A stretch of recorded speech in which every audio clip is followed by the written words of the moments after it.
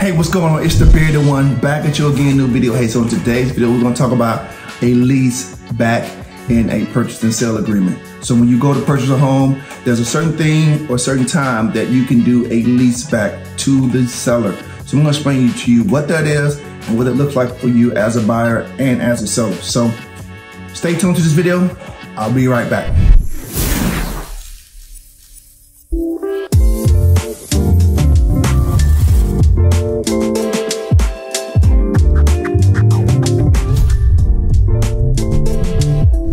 Hey, so before I get into today's video, let me introduce myself. My name is Maurice Murphy.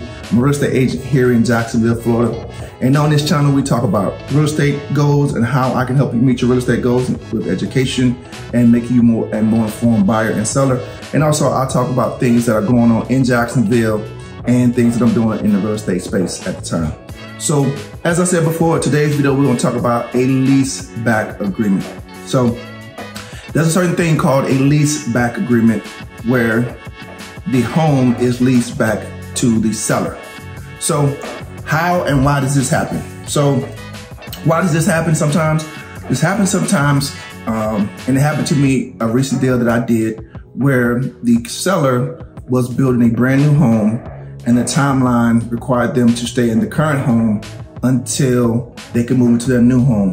So as the home was being finished, they asked to lease back the current house that they were going to sell for 30 days past closing. So that's what's considered a lease back agreement. How it worked was the seller needed more time, the buyer needed more time, but they didn't want to interrupt each other's timeline.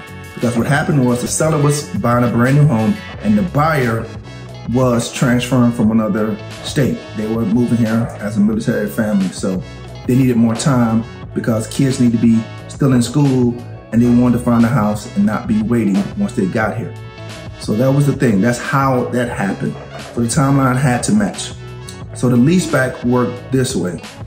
As I said before, the seller will get a lease back agreement to the buyer. So then the buyer will essentially become the landlord of the property when the home closes. There's an agreed upon amount that the seller will pay to the buyer that goes in escrow. And if the seller moves out prior to that, it'll be prorated based on that 30-day amount that they agreed upon. Also be a date of when that seller will move out of the property. And this is all taken care of at the title company. The title company will draft up the document that will be agreed upon and signed by both seller and that buyer. So that's kind of a sense of what a lease back agreement is.